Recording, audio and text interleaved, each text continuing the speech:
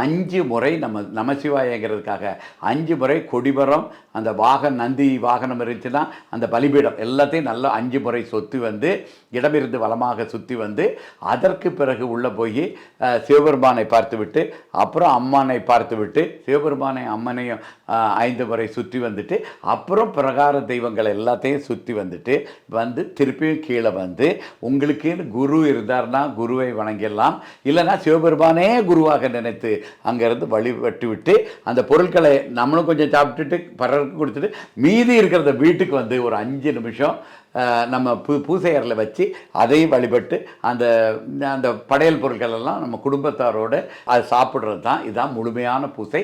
இது பகல் நேரத்தில் பண்ண வேண்டும்.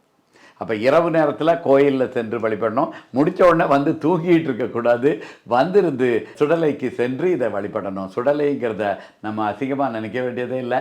இன்னும் சொல்லப்போனால் காசிங்கிறதுக்கே இங்கேருந்து காசி போகிறது புண்ணிய யாத்திரைங்கிறார். காசி முழுக்க சுடலைகளால் நிறைந்தது தான்.